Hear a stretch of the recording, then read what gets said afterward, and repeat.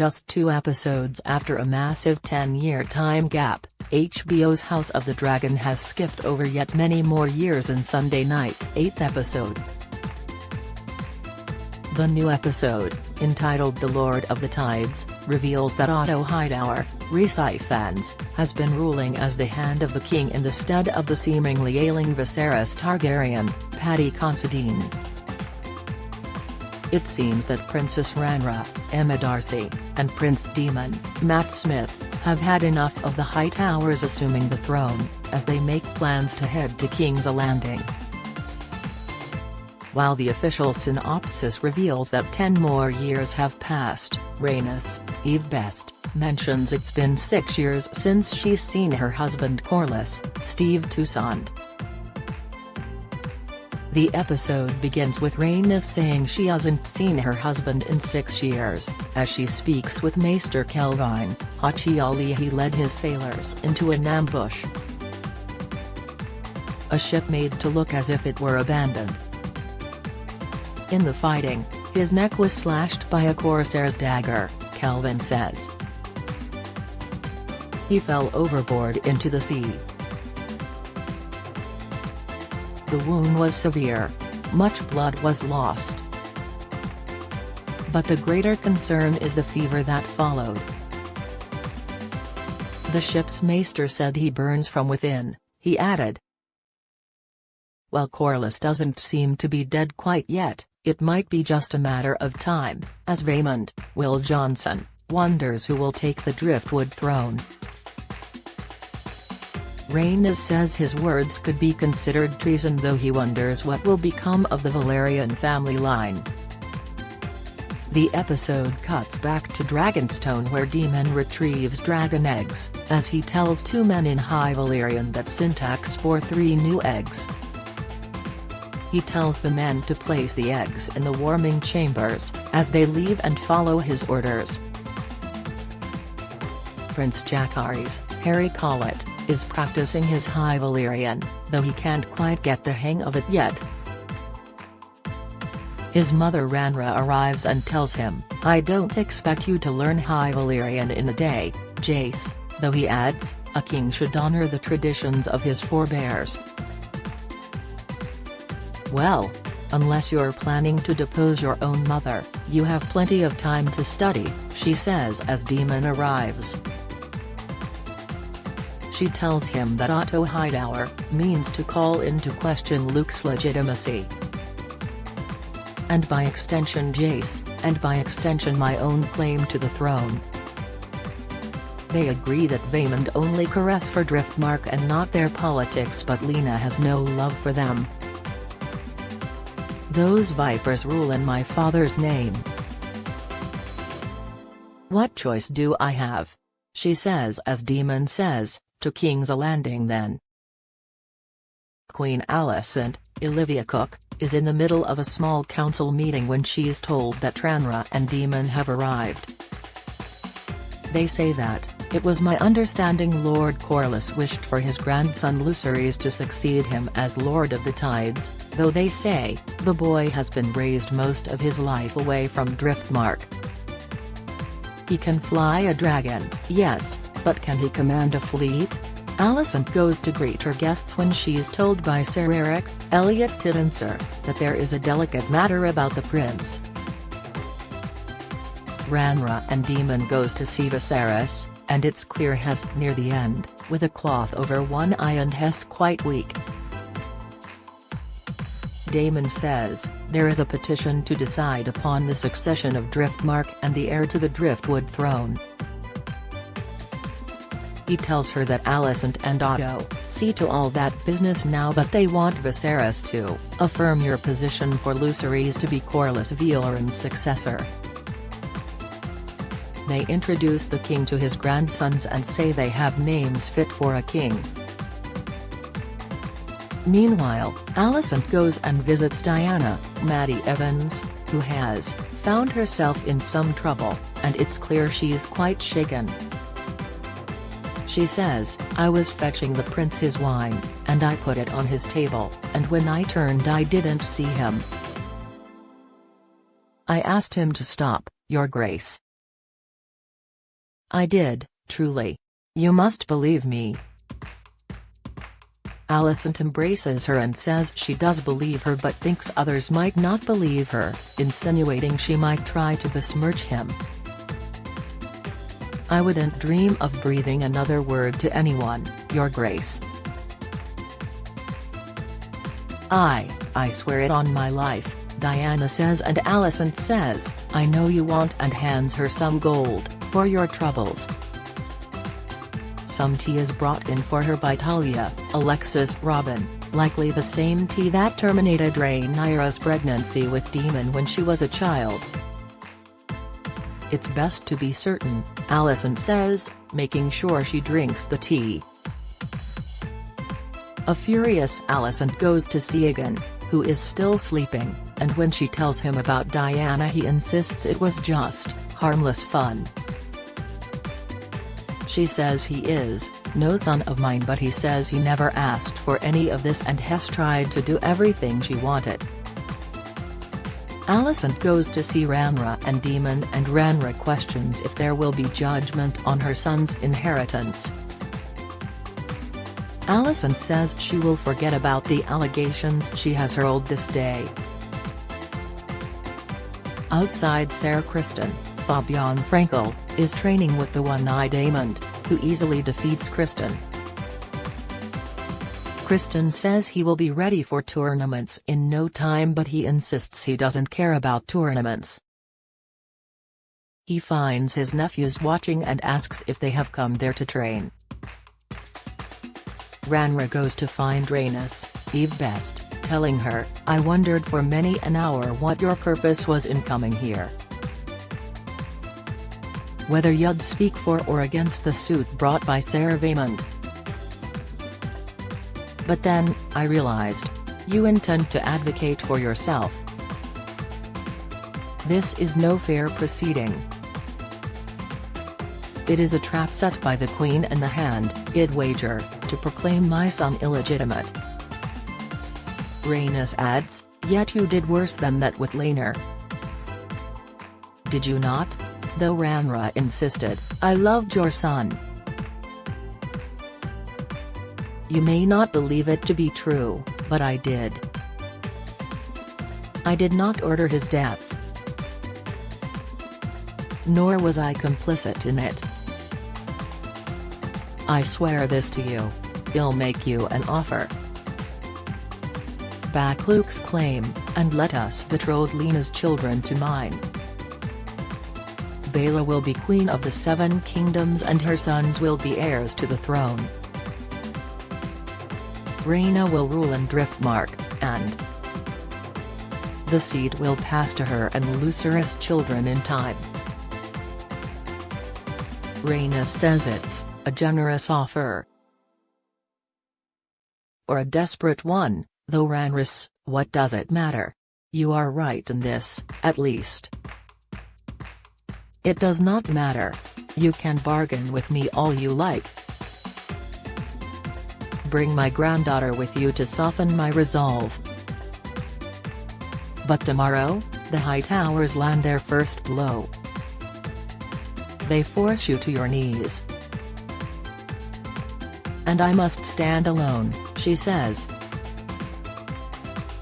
Rhaenyra goes to see her father at night, asking if he believes the Song of Ice and Fire, the secret about the future of the realm he told her all those years ago. Aegon's dream. You told me it was our duty to hold the realm united against a common foe.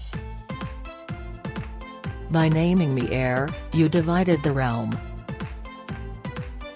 I thought I wanted it, but the burden is a heavy one, she says. She adds, if you wish me to bear it, then defend me. And my children, though Viserys cannot speak, only mutter unintelligently, which causes Rhaenyra to cry. Later, Viserys tells Otto that he wants to have dinner with his whole family at the Red Keep and he wants them to all dine together. The frail king moans in pain as Hess being treated, as Otto tells the maesters to bring milk of the poppy. Otto is seen standing in front of the Iron Throne, as they address the succession of the Driftmark throne. Though it is the great hope of this court that Lord Corlys Velaryon survive his wounds, we gather here with the grim task of dealing with the succession of Driftmark. As hand, I speak with the king's voice on this and all other matters. The crown will now hear the petitions, Otto says, with Ser Vaemond of House Velaryon going first. My lord hand. The history of our noble houses extends beyond the Seven Kingdoms to the days of old Valyria. For as long as House Targaryen has ruled the skies, House Velaryon has ruled the seas. When the doom fell on Valyria, our houses became the last of their kind, he begins. Our forebearers came to this new land, knowing that were they to fail, it would mean the end to their bloodlines and their name. I have spent my entire life on Driftmark defending my brother's seat. I am Lord Corlys' closest kin, his own blood. The true, unimpeachable blood of House Velaryon runs through my veins, he says. Rhaenyra interrupts, as it does in my sons, the offspring of Rhaenyra Velaryon. If you cared so much about your house's blood, Ser Vaemond, you would not be so bold as to supplant its rightful heir. No, you only speak for yourself and for your own ambition. Alicent cuts him off saying, you will have chance to make your own petition, Princess Rhaenyra. Do Ser Vaemond the courtesy of allowing his to be heard. Vaemond says, what do you know of Valyrian blood, princess? I could cut my veins and show it to you and you still wouldn't recognize it. This is about the future and survival of my house, not yours. My queen, my lord hand. This is a matter of blood, not ambition. I place the continuation of the survival of my house and my line above all. I humbly put myself before you as my brother's successor. The Lord of Driftmark and Lord of the Tides, he concludes. Otto says, Princess Rhaenyra, you may now speak for your son, Lucerys Velaryon, as she begins. If I am to grace this farce with some answer, I will start by reminding the court that nearly 20 years ago, in this very. As the doors open and King Viserys slowly makes his way to the Iron Throne, half of his face obscured by a gold plate. I will sit the throne today, Viserys says as he drops the crown and Daemon comes to his side and helps him up to the throne, placing the throne on his head. I must admit my confusion. I do not understand why petitions are being heard under a settled succession, Viserys says. He adds, the only one present who might offer keener insight into Lord Corlys' wishes is the Princess Rhaenys. It was ever my husband's will that Driftmark pass through Ser Rhaenyra to his trueborn son. Lucerys Velaryon, Rhaenys says. His mind never changed, nor did my support of him. As a matter of fact, the Princess Rhaenyra has just informed me of her desire to marry her sons Jace and Luke to Lord Corlys' granddaughters, Baela and Rhaena. A proposal to which I heartily agree, Rhaenys says. Viserys adds, well, the matter is settled. Again. I hereby reaffirm Prince Lucerys of House Velaryon as heir to Driftmark, the Driftwood throne, and the next Lord of the Tides. An angered Vaemond says, you break law and centuries of tradition to install your daughter as heir. Yet you dare tell me, who deserves to inherit the name Velaryon? No. I will not allow it. Allow it? Do not forget yourself, Raymond, Viserys says, though Daemon points to Rhaenyra's sons and says, that is no true Valyrian, and certainly no nephew of mine. Lucerys is my true-born grandson. And you are no more than the second son of Driftmark. You may run your house as you see fit, but you will not decide the future of mine. My house survived the doom and 1,000 tribulations besides. And Gods be damned, I will not see it ended on the account of this. Her children are bastards, and she is a whore, he says, causing everyone to gasp. I will have your tongue for that, Viserys says, standing up and pulling out his dagger, but before the king can take action, Daemon cuts his head off. He can keep his tongue, a smarmy Daemon says as they call to disarm him, but Viserys says there will be no need.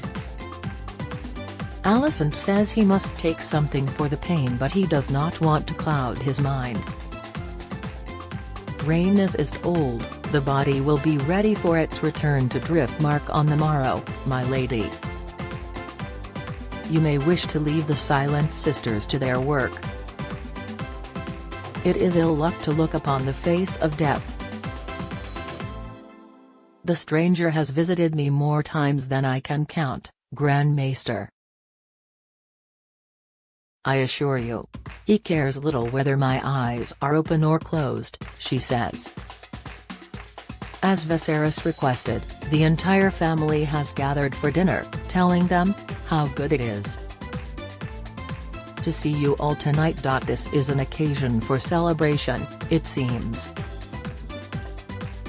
My grandsons, Jace and Luke, will marry their cousins, Baela and Rhaena, further strengthening the bond between our houses. A toast to the young princes and their betrothed, Viserys says. Aegon jokes with Jace, you'll finally get to lie with a woman, as Viserys says, let us toast as well Prince Lucerys, the future Lord of the Tides. Aegon jokes, you do know how the act is done, I assume? At least in principle? Where to put your cock and all that. Let it be, cousin. You can play the jester if you wish, but hold your tongue before my betrothed, Jace says. Viserys slowly gets to his feet and removes the gold plate over his face, showing how his health has declined. It both gladdens my heart and fills me with sorrow to see these faces around the table. The faces most dear to me in all the world,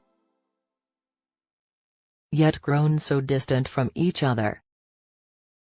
In the years past, he says, my own face is no longer a handsome one, if indeed it ever was, but tonight I wish you to see me as I am. Not just a king, but your father, your brother, your husband, and your grandsire, who may not, it seems,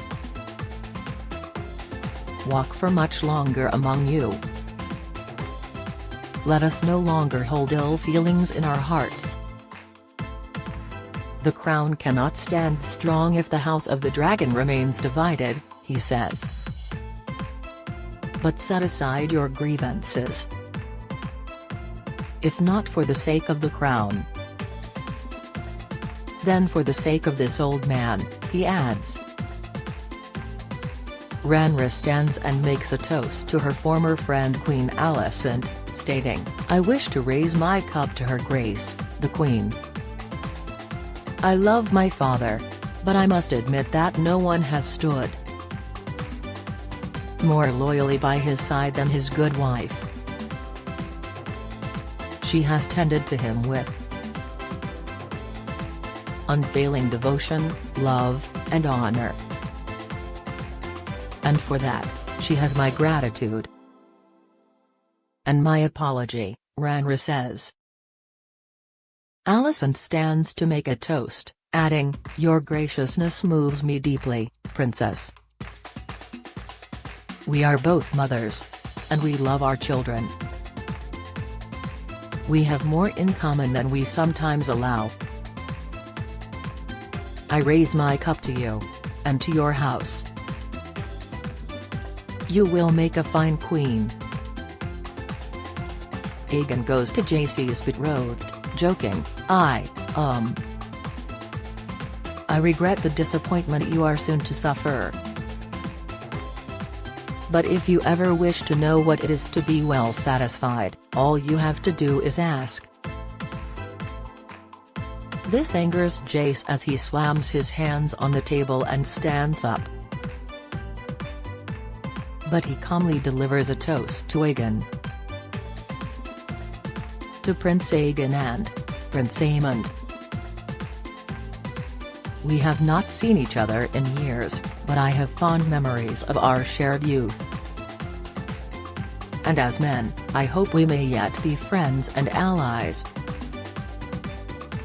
To you and your family's good health, dear uncles, he says, as Aegon says, to you as well. King Viserys calls for music and is enjoying himself briefly before the pain takes hold again and has carried back to his chambers, just as the food is brought in. Aemond stands and grabs his glass, offering a final tribute to his nephews. To the health of my nephews, Jace, Luke, and Joffrey. Each of them handsome, wise, strong. He adds, let us drain our cups to these three strong boys, though Jace adds, I dare you to say that again.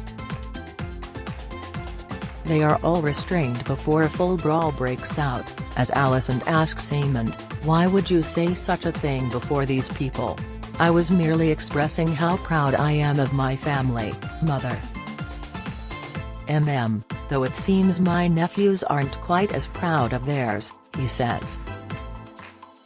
Rhaenyra tells them to go to your quarters. All of you go, now, before Alicent comes to speak with her.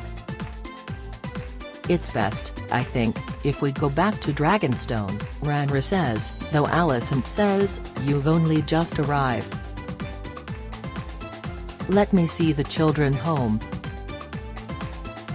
Rhaenyra says, return on Dragonback, and Alicent says, the king and I would both like that. Mysaria, Sonoya Mizuno, Daemon's former mistress, is seen for the first time since episode 4. And it's revealed that the handmaiden Talia is her informant, updating her on everything that has been happening in King's Landing. Alicent goes to check on King Viserys, who seems to mistake her for his daughter Rhaenyra.